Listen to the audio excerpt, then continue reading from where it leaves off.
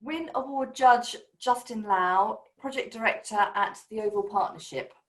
Justin has studied at the Architectural Association and the University of Westminster, and before joining the Oval Partnership, led design roles in multiple international practices in the UK.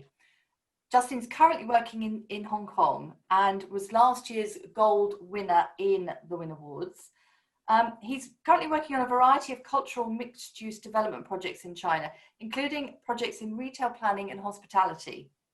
Also a regular design critic for the Chinese University of Hong Kong and the Hong Kong Polytechnic University, and has lectured at a number of other architectural institutes, including Bartlett School of Architecture and the Royal College of Art. Welcome, Justin. Thank you. Maria, I would like to introduce you. Maria Warner Wong is the design director and co-founder of Wow Architects, a Singapore-based architecture firm whose clients include St. Regis, Sheraton, Shangri-La Hotels and Resorts, and Club Med. Well-known projects include the St. Regis Maldives and the Anantara Resort in Malaysia, both of which look stunning, Maria. So, Justin, if I could just start with you here. We are looking this morning at hotel design pre and post-pandemic. I imagine COVID has had an immense impact on hotel design. Perhaps if you can lead by telling us what you were gold winner for last year, and then possibly look at how your tip for entrance this year for a Win Award was to make an entry like a great piece of music that can move people with meaningful clarity, which I thought was fabulous. What a great evocative statement.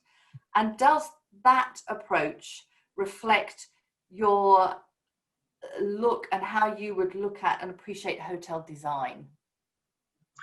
Well, first of all, thank you for the Win to invite me to be part of the discussion. I mean, it's just so humble to be talking to Maria, yourself, and just we feel a piece of music. It's something like an anecdote of how we work as a team together, and we also obviously think that a piece of music it reflects the culture and it reflects the authenticity of that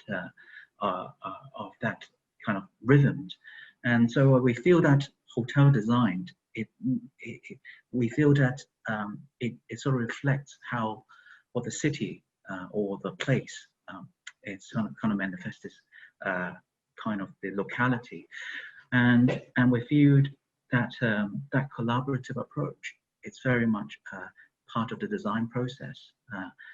It's something that you work with different people and to create the type of experience to suit that context.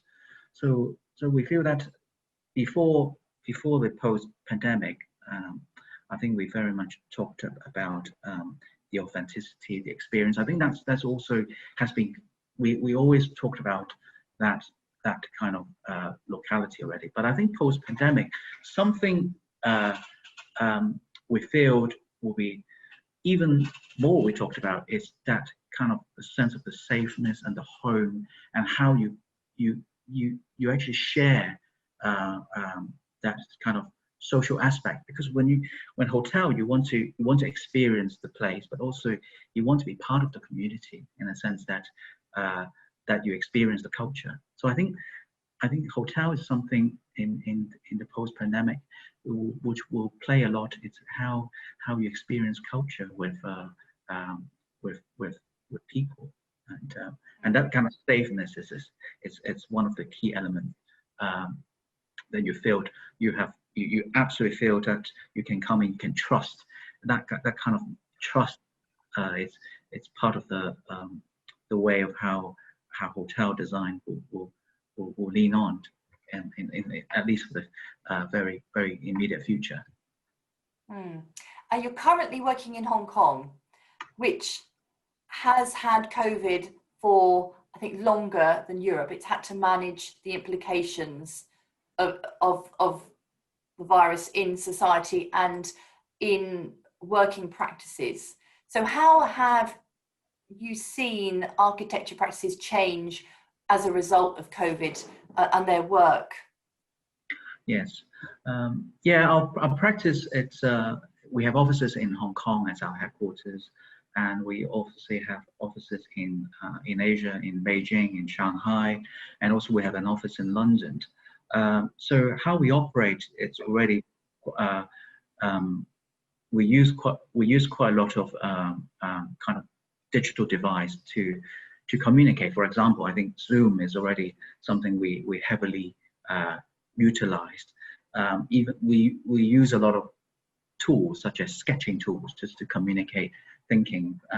But I think something with COVID-19, we have increased our mobility of how our people, basically our team members, we use computers, laptops, and so basically the office is not a place where you just sit and have a permanent space.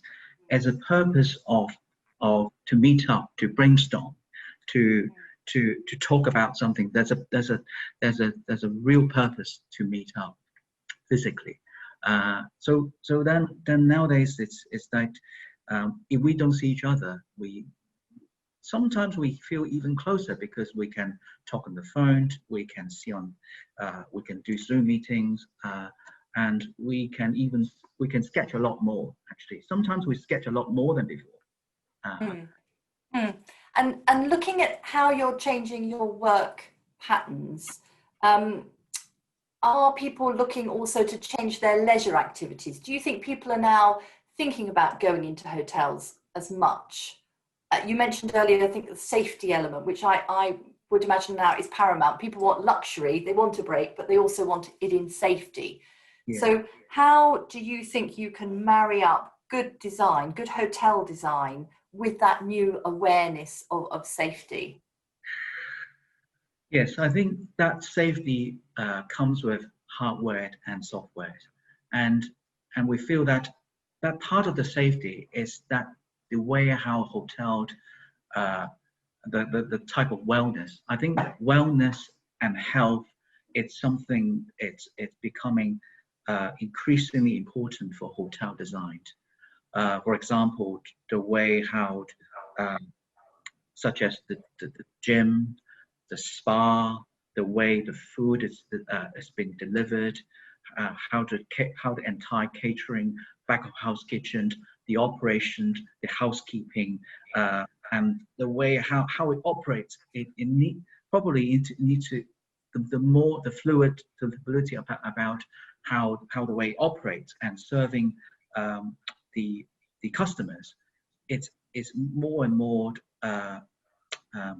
important, because the way the food is arriving and the drinks are arriving, it's something you immediately want. I want it to be clean, want it to be safe. That kind of just the little things that just having a clean thing, putting on top of your drink, and the way how you deliver to your table.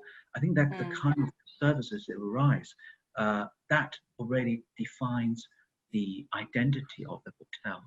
I think that's one thing. The other thing is about the environment, such as the engagement between indoor and outdoor. I think that's something, that spirit of bringing the outdoor activities indoor. So almost like the architecture, blurring the inside and the outside is becoming more and more prominent, such as you'll be able to adjust your ventilations, such as opening windows, such as the way you engage with your public amenities. I think these things are that there's people are probably having more and more emphasis in terms of managing their environment for themselves and feeling safe within that. Yes. Maria, could I bring you in on that, Maria? Because wellness and bringing the environment in, I think is something that is two factors that are very strongly seen in the work that you're involved with. You have clearly an awareness of nature and the need to possibly bring that into the environment within a hotel. Do you have some thoughts on how that can be done? Okay, well, yeah, the love of nature is really the motivation behind most of what we do in our hotel design. We're trying to create spaces of, sensory experience for the guests that really are rooted in culture and memory and place. So our effort is really to create this authentic connection to the place where you are. And I think that ability to, remain, in the indoor and outdoor environment, almost feel that it's simultaneous or with very little disruption, is really an advantage. In a hotel that we're designing right now in Singapore, for example, we are designing the rooms with the base of a natural ventilation, the assumption that guests will really want to engage. So we had to design all of the fenestration in a way that gave adequate ventilation when the natural ventilation option is being used. And of course, the air conditioned option is available as well. And we think that the guests will really enjoy the active participation in the decision-making process because they're going to be incentivized to not use the air conditioning. They're going to be motivated not to use the air conditioning by programming many aspects of the hotel experience into these choices. So they're kind of using it as an educational opportunity to get guests to make choices that have less of an environmental impact, and incentivizing them with giving them access to things. This particular hotel is in a zoo. So the guests will be inspired. I mean, they'll be motivated to do all these things so that they can gain greater access to the zoo, maybe get small group tours, get access to animal enclosures or animal displays that aren't normally open to large groups, and even maybe have incentives in their F&B options or their wellness options. So it's kind of all linked. It's all about creating awareness and motivating and inspiring the guests to make choices. And have you had to make any changes? Because I know that work is underway. I think the project's due to be finished in 2023, isn't it? Yes. So that's are right. you actively making changes relating to COVID now, or was that element of ventilation always there? Okay, actually, I would say that like Hong Kong, Singapore has the advantage of having gone through SARS 17 years ago. And our country really used that as a huge opportunity to prepare.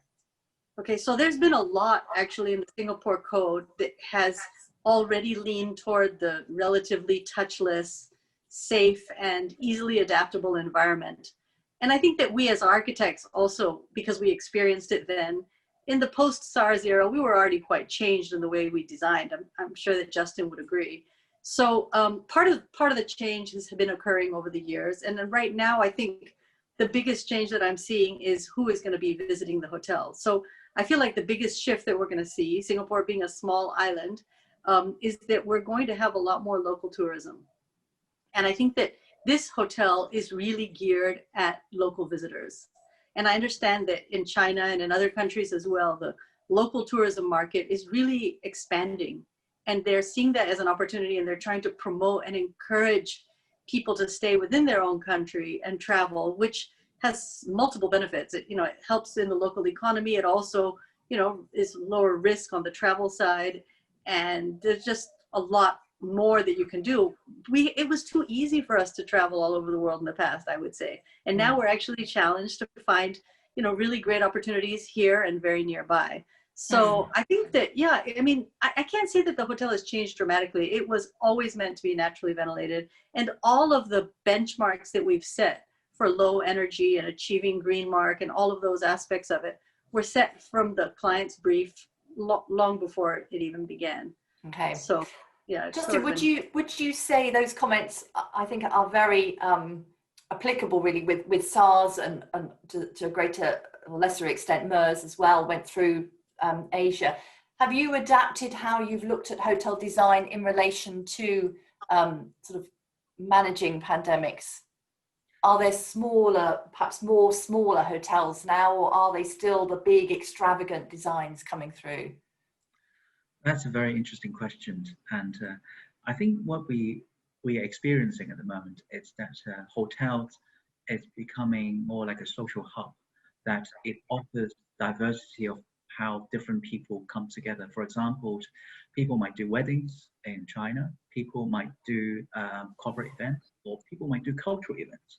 or people would do an art gallery there, a pop-up shop to do almost like a product. It's not just a hotel. It's through multiple participant kind of activities. So I think hotel these days, it needs to be has a lot more flexibility to offer different types of spaces to house these different types of events. And I think it can be expand and be contracted, such as outdoor and indoor, being flexible. Outdoor, you can do marquees, but I think having an infrastructure to provide these spaces are nowadays a really important purpose to allow people to come out. So, for example, people locally in China will fly to different places, not only treating them as a place to do business, as a place just to spend the evening there, but actually spending the day there. You have the meeting rooms to do your meetings far abroad, but also meeting your consultants, meeting your clients, meeting your co-workers. And you could also have that as part of the event. It's almost like an all-day club. You can do everything in the hotel. That's a very interesting point. And I'm presuming to make sure that can happen, technology is key in these buildings. What changes are you seeing? What changes is technology allowing you to make? Perhaps go to Maria first on that question. Okay, well, I think that with technology, there's a lot of great innovative ideas, and I think there will be some incredible transformations post-COVID.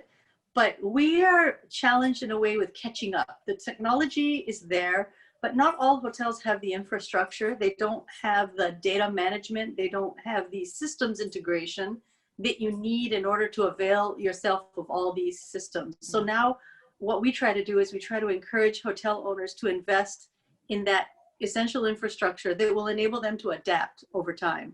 You know, already we're going to have touchless check-in. There's going to be a lot less human interaction actually between the service staff and the guests in the future, we foresee. And the technology is what's really going to have to replace that. And like Justin said, you know, there's big elements of trust in your relationship between whether you're ready and comfortable with the kind of service that you're going to get with the virtual elements, the robotics and whatnot, versus how you would get it from the human interaction. So I think the adaptation is going to be strong. I'm very excited to see all the technology that's going to evolve. I mean, there's a very interesting trend toward rapid adaptation of existing technology. I've been hearing about how communication tools and tracking tools are being used that were intended for one purpose, but rapidly being adapted to another purpose. So I think in the hotel line, we will see that kind of technology coming into the projects, but perhaps not as quickly as we'd like it to be. Okay, and Justin, do you concur with that agreement that it's difficult to retrospectively perhaps put some of this technology in, but going forward the opportunities are there?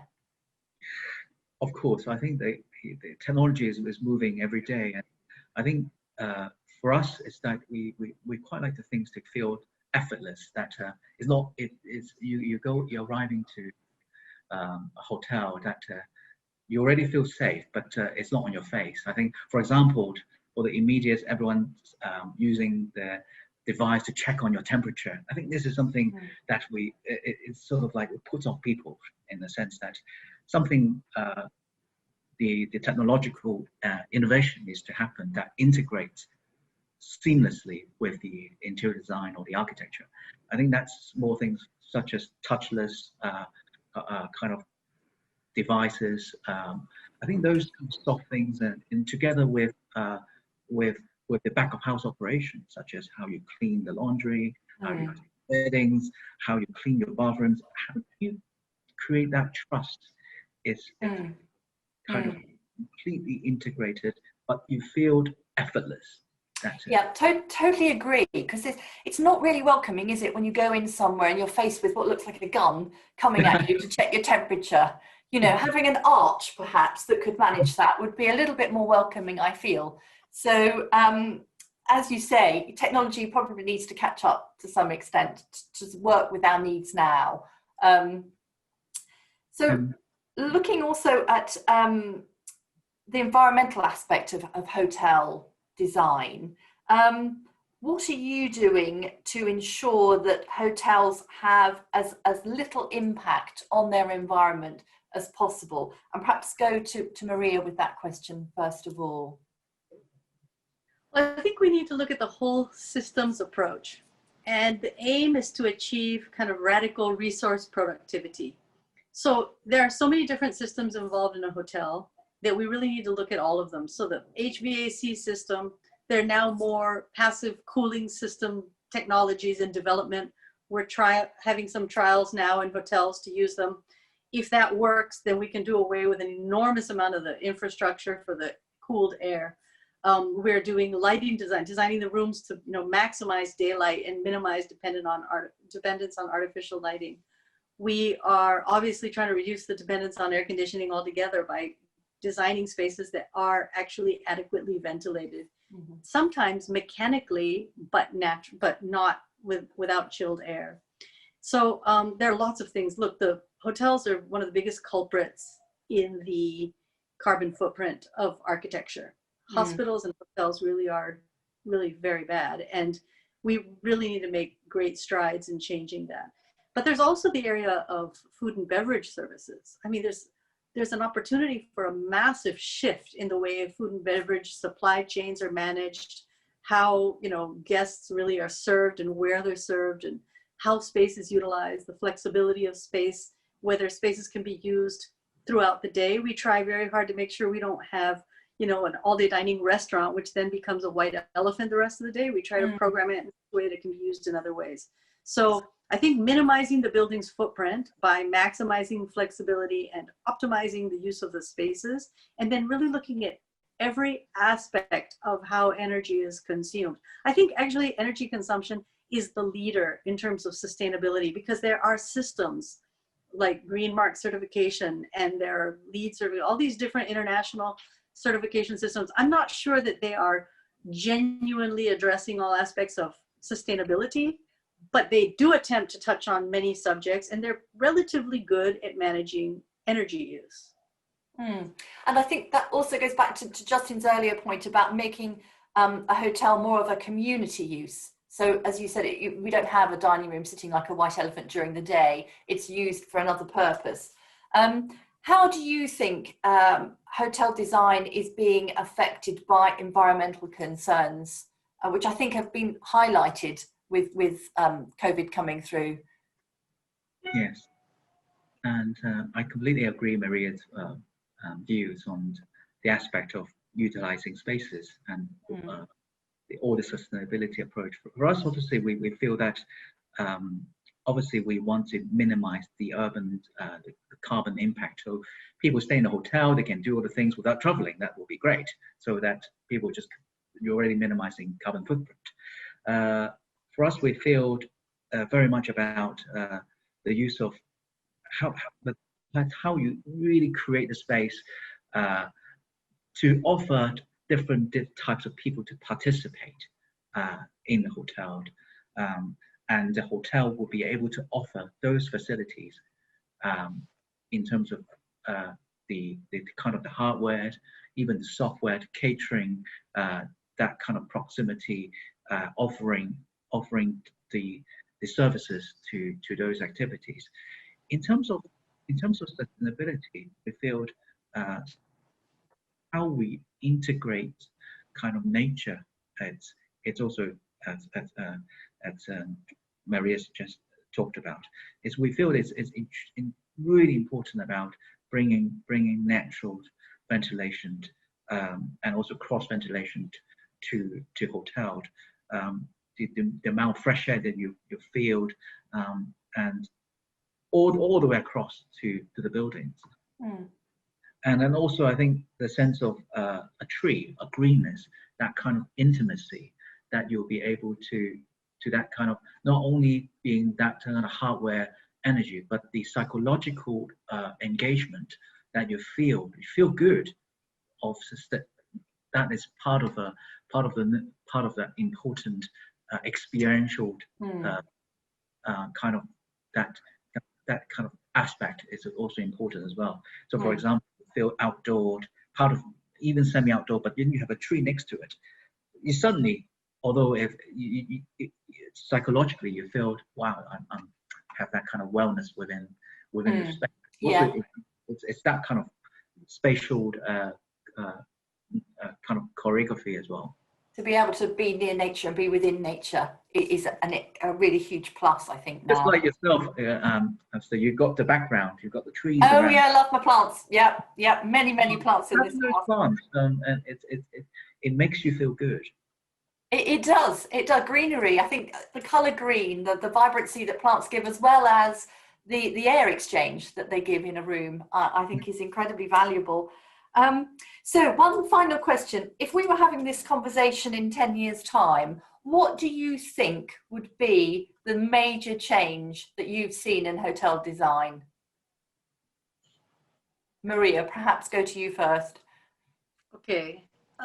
Look, I have enormous expectations over the next 10 years. And I think that one of the few silver linings of COVID is that it has accelerated both worldwide awareness and a sense of urgency around the need for change. So whereas prior to COVID, I would have thought that we would have seen very small changes in the next 10 years, realistically, in terms of adoption of technology and transformation of tourism.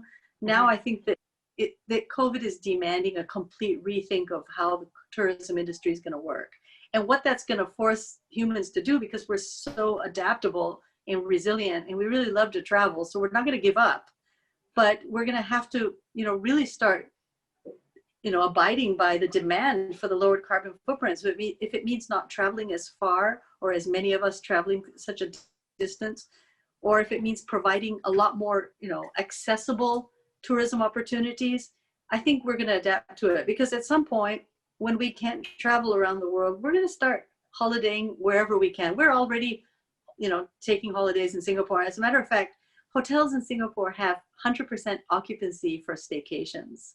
Right. And it's phenomenal that every hotel that you want to stay in, you can't even get a reservation for the rest of the year. So it is, I think that the market's going to change a lot. And I do think that 10 years from now, we will look back on the way we were before and say, wow, can you believe that we actually ran hotels the way we did? Can you imagine the amount of energy, the cost? I think that the technology will come and we will adopt it. Thank you. We'll be forced to. And what about your prophecy for 10 years' time, Justin? What do you think will be the change we'll all be talking about? Wow, that's a very, very challenging question. I don't know if I would be able to answer that, but I really feel that in 10 years' time, let's say for hotels in the city, for example, talking about all the hotels, I think because just like a piece of music I talked about, and it's every piece of music it suits different culture, different purpose. You have highs and lows. You have so I will talk about a little bit about city, for example. I think more and more hotels would become a central heart of a cultural phenomenon where you'll be able to absorb a lot of knowledge, a lot of cultural exchange, a lot of things like community that will be able to come together to share ideas. And I think that's people, people to work, or people to have a wellness hub, to come here as a social, as a day-to-day social kind of place, a place to promote your ideas. And I think that is kind of that resilience, a hospitality that integrates within that. And adapt. Even I think I know in the UK we're seeing hotels adapt, and people are using them now as offices. You can go to a hotel room for a day to take yourself out from working from home. So that sort of fluid thinking and new approaches are being seen. And I think secondly, there's one last thing that we'll talk about. I think hospitality and hospital design perhaps will be something even more blurred later on in 10 years' time.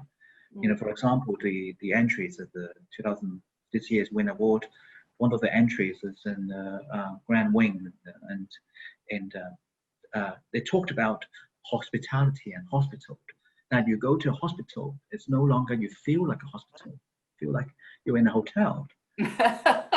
You must go And to very nice hospitals, Justin. and I think it's something you will see more and more in the very near future. Okay. Well, thank you both very much for joining us today. I think we've had some excellent points made there, and perhaps we should meet in 10 years and find out exactly what did change. But thank you very much for your time this morning. Really appreciate it. Thank you. Bye-bye. Bye-bye. Thank you so much.